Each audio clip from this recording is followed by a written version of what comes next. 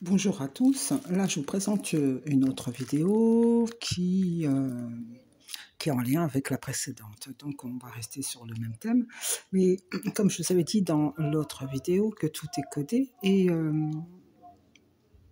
même temps je vous ai expliqué en quoi c'est codé et comment c'est codé. Je vous ai parlé des Saintes Écritures à ce moment-là. Donc là, je vous présente cette image que j'ai trouvée, que je me suis dit, tiens, il faudrait que je montre quand même comment c'est codé aussi, comment ils communiquent entre eux. Et c'est à travers les médias qu'ils communiquent entre eux. On va commencer par la première phrase. Et d'abord, je voudrais dire que je ne vais pas détailler et essayer de comprendre ce que ça veut dire. Mais je vous explique mot par mot à peu près ce que je comprends moi. D'accord ? Donc, la première phrase, c'est Jeux de Paris 2024. Alors, il faut remarquer que Jeux, c'est pas marqué Jeux Olympiques, ce qui pourrait être plus clair, c'est marqué Jeux. Il n'y a pas de point après le J, il n'y a pas de point après le O. C'est marqué Jeux.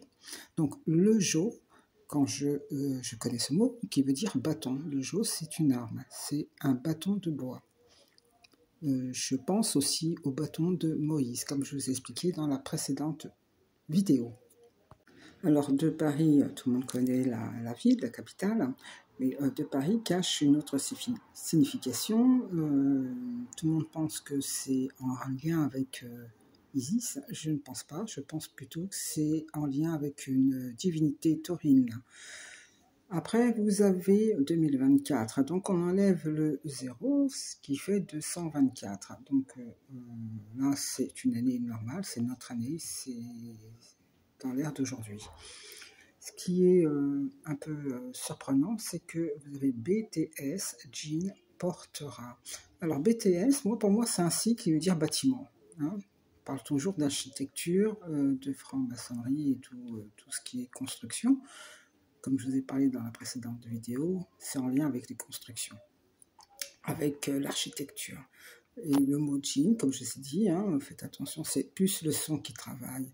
Et là, celui qui a porté le flambeau, il s'appelle Jean.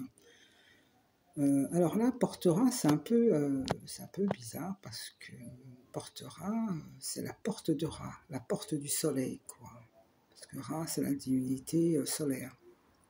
La flamme. La flamme, c'est pour éclairer les ténèbres, dans une logique, c'est qui fait sombre, donc c'est pour éclairer. Là, vous allez me dire, on parle des Jeux Olympiques. Mais oui, dans ce contexte-là, oui, les Jeux Olympiques. Mais là, c'est pas comme ça qu'il faut le voir. D'accord ? La flamme olympique à Paris, dimanche. Dimanche, c'est le 7e jour de la semaine. Après, ensuite, vous avez du Louvre à Pyramide le 14. Alors, du Louvre. Le Louvre, c'est la même étymologie que le Caire en Égypte. Caire qui veut dire aussi carré, par extension. À Pyramide, donc toujours pyramide, vous connaissez, toujours en lien avec l'Égypte. Le 14. 14, c'est 2 x 7. Donc, on a 3 x 7 dans ce texte-là. Juillet aussi, qui est le 7e mois de l'année, et à 20h30. Donc il faut enlever le H, parce que le H, c'est comme le 0, on peut l'enlever. Et voilà, ça fait 2030. Pour voir notre WHH Jean et un cœur. Alors, pour voir notre, c'est en lien, on dit notre parce qu'on connaît, d'accord? Moi, je ne le connais pas. Mais là, vous avez un W et 2 H. Donc, à vous de réfléchir. Mais ça, c'est le tétragramme, il me semble. Avec 2 H, comme ça, c'est quand même un peu flagrant. Vous allez me dire, oui, mais il n'y a pas le ya. Mais non, le ya, il n'y a pas parce qu'il y a le yo. Parce que le jo, c'est considéré comme le yo. Et c'est une arme. D'accord? Donc, vous le retrouvez un peu plus haut. Et puis, vous avez le fameux mot jean, comme je vous ai dit, et le cœur. Donc, ils sont tous en attente de quelque chose et ils ont prévu quelque chose. Et c'est comme ça qu'ils communiquent entre eux, à travers les médias et à travers le son et le déchiffrement des lettres. Et à vous de comprendre, de traduire, et puis d'essayer de voir ce qu'ils veulent dire par là et en quoi c'est caché, en quoi ça peut être important, parce que les messages qu'ils lancent, je pense que c'est aussi entre eux, mais nous, on ne connaît pas leur langage, mais il faut apprendre à le connaître, le langage, parce qu'il est avertisseur. Cette période-là, elle est quand même assez mystique, parce que je demande tout ce qu'il y a. Vous avez vu moi, j'ai pas vu le spectacle, hein, j'ai pas vu le spectacle, la cérémonie, hein, le rituel, j'ai pas vu, j'ai pas de télé, c'est pour ça, mais il y a beaucoup de personnes qui disent que c'était un peu de style satanique et même j'ai regardé un site américain, ça va jusqu'aux États-Unis, ils le pensent aussi pas comme ça, quoi. Ils le voient comme ça, ils disent c'est pas possible, c'est satanique, quoi. C'est pas, ça n'a rien à voir avec les Jeux Olympiques. Qu'est-ce que ça fait là? Et ça, il y a eu des débats, c'était très intéressant. J'ai vu qu'après, j'ai dit ces vidéos, je les ai vues après, après cette vidéo que je vous fais là à présent. Mais j'ai vu quelques images, ça. C'est clair, quoi. Comme je vous ai dit, c'est devant nous, mais on voit rien, quoi. On croit que c'est festif, mais c'est pas du tout ça, c'est cérémoniel, quoi. Vous allez me dire, oui, c'est cérémonie d'ouverture, oui, mais c'est pas en lien avec les jeux. Faut voir ça, quoi. C'est pas du tout en lien avec le jeu. Je pense que cette ouverture, c'était l'ouverture. Alors moi, j'ai pensé à la cérémonie de la bouche en Égypte. C'est l'ouverture de la bouche, c'est la cérémonie de la bouche. Et je me suis dit, tout est en lien avec l'Égypte et avec les dieux de la terre, hein, tous les dieux de la mythologie, ce qu'on appelle les dieux. Hein. Ce ne sont pas des dieux, c'est ce qu'on appelle les dieux de la mythologie. Comme je vous ai dit dans la précédente vidéo, je pense qu'ils sont parmi nous. Et je parlais aussi des déchus, je pense qu'ils sont aussi parmi nous et que qu'ils vivent sur Terre et qu'ils ont aussi un autre endroit où ils vivent. Mais ils vivent entre eux, quoi, généralement. Nous, on ne peut pas les voir, hein, comme nous voyons notre, je sais pas, notre voisin ou un ami ou peu importe, quelqu'un de la famille. Mais ils sont bien présents, quoi. Parmi nous, ils viennent des fois sur Terre comme ça. Je pense. Voilà. Ces jeux-là, c'est vraiment quelque chose de surprenant. Pour moi, il n'y avait rien de spectaculaire. Hein. Je me suis posé la question, mais qu'est-ce que ça fait là? Et pourquoi c'est ça? Je me suis même posé la question, est-ce que c'était bien les jeux de cérémonie, quoi? Est-ce que je ne me suis pas trompée de...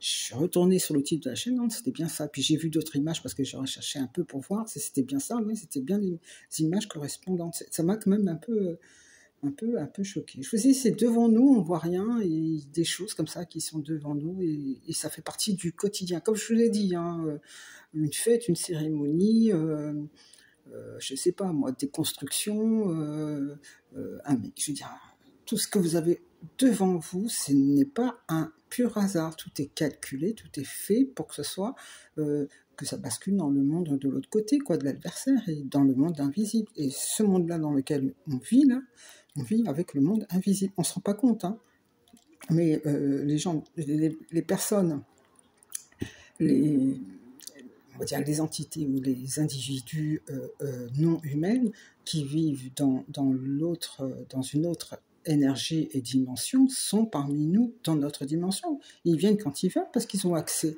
On a ouvert.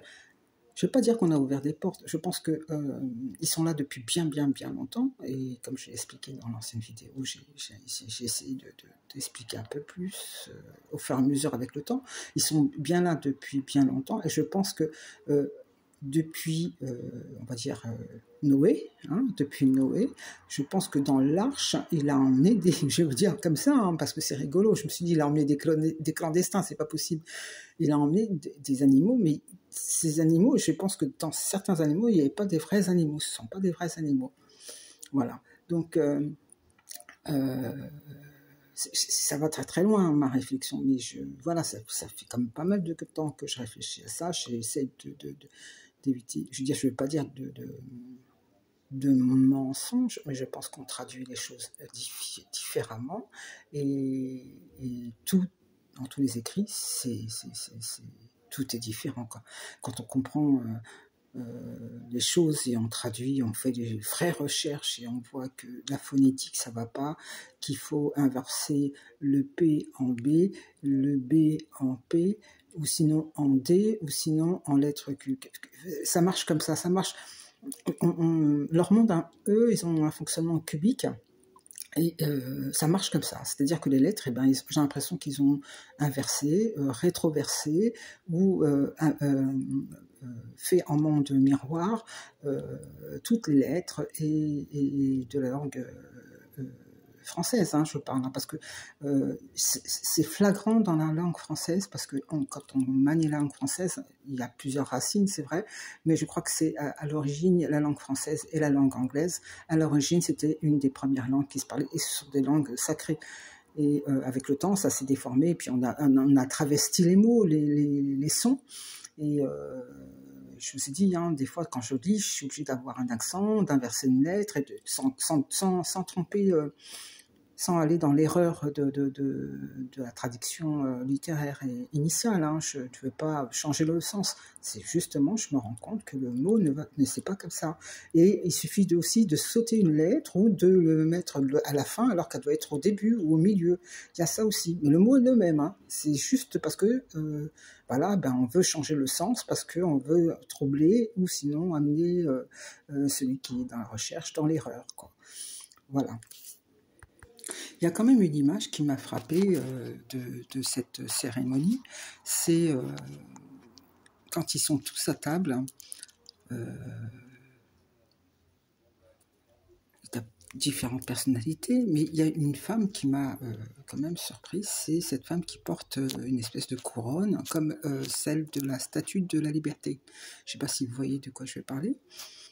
Et je me suis dit, tiens, c'est bizarre que cette femme, c'est la seule à porter quelque chose sur la tête, alors que les autres, ils n'ont rien. Sauf celui qui est en face, c'est-à-dire en premier plan, cet homme qui est à moitié nu, avec des grappes de raisin, ça on connaît.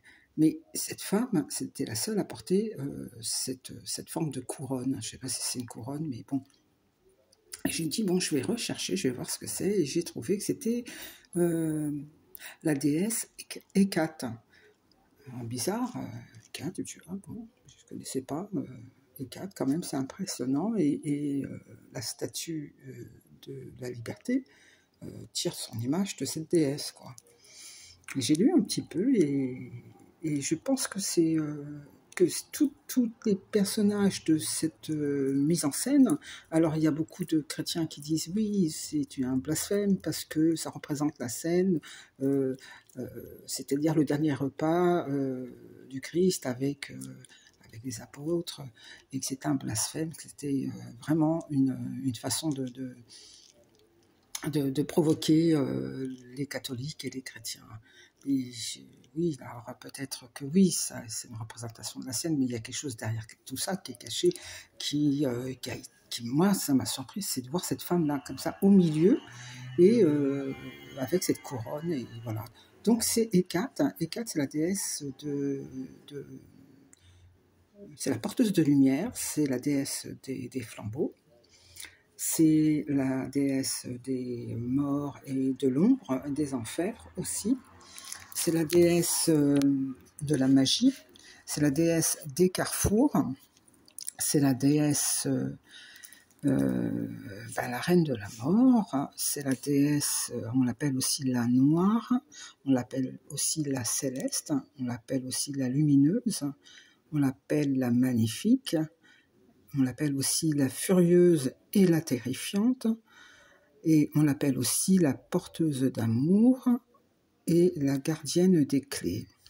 Elle a différents attributs, aussi la protectrice, hein, et voilà, donc elle s'appelle Hécate. Et c'est intéressant parce que Hécate, c'est en lien avec aussi la lune, puisque c'est une triade, c'est-à-dire qu'elle représente, il y a Artémis et il y a Sélénée. Sélénée, c'est la lune. Et elle, Hécate, c'est elle qui est entre la lune et... C'est la nouvelle lune. Hécate, c'est la nouvelle lune. La nouvelle lune, c'est, dans le mois, c'est c'est dans le mois, on ne voit pas la Lune pendant 3 jours. Eh ben, c'est ce qu'elle représente. Hécate, c'est ça, c'est la partie invisible entre la Terre et le Soleil.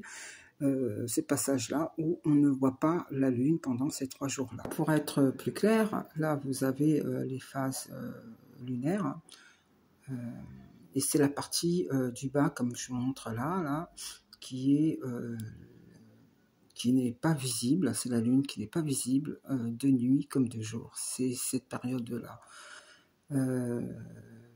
Pour le mois de juillet, c'était le 6 juillet, il me semble.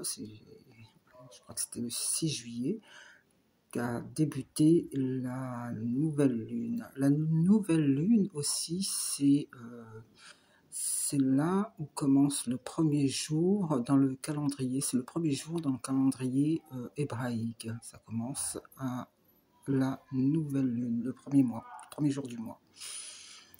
Donc c'est cette phase-là. Comme je vous ai dit, Hécate, Artémis et Sélénée sont la représentation des 3 phases lunaires, la pleine lune, le croissant de lune et la nouvelle lune. À cette période de nouvelle lune, c'est là où il y a aussi le plus de catastrophes, des éboulements de terrain, des tremblements de terre, des tsunamis et des éruptions volcaniques. C'est là où la Terre elle est en basse fréquence, puisque la Terre ne voit plus, elle a besoin de la Lune pour pouvoir garder sa fréquence. Et là, elle est en perte de fréquence. C'est une fréquence assez basse et assez sombre. Ça me fait penser aussi aux 3 jours des ténèbres, parce que c'est la Lune qu'on ne voit pas, et c'est aussi un lieu de passage secret pour les entités et toute énergie sombre et négative. Là, je vous présente encore Hécate, et c'est une statue de marbre, mais vous voyez, elle n'a pas de bras, pas de chocolat non plus, mais ce qui est étonnant, c'est qu'elle a des bras en forme de cube, quoi. Je veux dire, ils ont placé des cubes. On se demande pourquoi, quoi. Qu'est-ce que ça fait là, et pourquoi cette statue, et pourquoi Hécate a des bras comme ça. C'est un peu rigolo en même temps. Là, il y a une autre image de Hécate. À chaque main, elle tient un flambeau. Et là, la représentation du fameux jour d'ouverture des Jeux Olympiques. Les 2 flambeaux sont respectés. Ici, dans cette image, on voit la vasque. Ils vont jusqu'à la vasque pour allumer pour l'ouverture de ce jeu, quoi. Et vous voyez ce globe-là en haut, ce ballon, un peu bizarre. Donc ça m'a fait penser à cette image, en premier lieu, dont je vous ai parlé tout à l'heure, là, que cette femme a porté. Elle avait un chapeau, je ne sais pas ce que c'est, une couronne, je ne sais pas comment, je sais pas le nom de ce qu'elle porte là, mais ça m'a fait penser à un éventail. Voilà, j'ai pensé à l'éventail, donc j'ai un peu cherché pourquoi l'éventail. C'est un accessoire assez particulier, l'éventail, quand même. En plus, c'est un accessoire féminin. Ça a une forme conique, aussi. Donc, en Chine, on appelle ça un ventilateur. Je trouve ça assez mignon comme appellation, parce que c'est vraiment sa fonction. C'est accessoire qui sert à faire du vent pour pouvoir se rafraîchir, pouvoir mieux respirer. Ici, vous avez l'éventail, comme je vous ai montré tout à l'heure. Je me suis dit, l'éventail en effet miroir, ça donne un œil. Et si on voit bien, dans cette image là où il y a eu le flambeau, vous avez le globe, mais en fin de compte, si on retourne l'image, c'est l'œil avec son champ de vision, la représentation. Aussi, la nouvelle lune est appelée la lune noire. C'est aussi le titre donné à Lilith, la première femme d'Adam, selon le Talmud. La femme est liée à la lune puisqu'elle a son cycle, tout comme la lune. La femme, elle a son cycle menstruel, et bien avant les premiers temps, c'est-à-dire les temps primordiaux, la femme était réglée en même temps que la lune. Elle pouvait se régler aussi facilement avec la lune. Et maintenant, on a perdu cette qualité, on va dire cette qualité physionomique, d'être réglé comme la lune, au même temps que la lune, à la même période, aux mêmes périodes. La lune noire, c'est la lune donc qui se voit pas, hein, ni de jour ni de nuit, et c'est durant ces 3 jours, ce sont des jours, ces 3 jours sont sacrés aussi pour la femme, parce que c'est là où elle doit faire plus attention à son corps et à son temple, hein, son corps qui est le temple spirituel, on va dire ça. Dans cette histoire de cérémonie, je pense que c'est plus oui, une cérémonie, mais plus rituelle, et c'est fait en langage imagé. Nous, on n'a pas cette possibilité de comprendre ce langage-là si on ne fait pas attention, si on ne connaît pas. Mais il y a, dans ce spectacle, il y a plein de points qui sont importants. Dans ce spectacle, je dis un spectacle, c'est pas, voilà, c'est le côté spectacle qu'il faut voir, parce que tout est mis en scène et tout est imagé. Il y a un autre langage, c'est celui de l'image dans cette cérémonie. L'Église catholique et les chrétiens se sont sentis un peu... ils ont eu ce regard de blasphème vis-à-vis de la religion catholique, du Christ et de la scène et toutes ces images comme ça, mis comme le veau d'or. Le veau d'or, je veux bien, mais c'est pas un veau, hein, c'était un taureau. Il faut bien regarder. Hein. Donc voilà, ils se sont sentis un peu ils ont ressenti le blasphème. Ce que j'en tire, moi, plus principalement, c'est que c'est plus la femme qui a été bafouée dans cette représentation, dans ces représentations imagées. C'est plus la femme. Et ça, il faut le voir comme ça, parce que la tête de Marie-Antoinette, là, ça passe pas.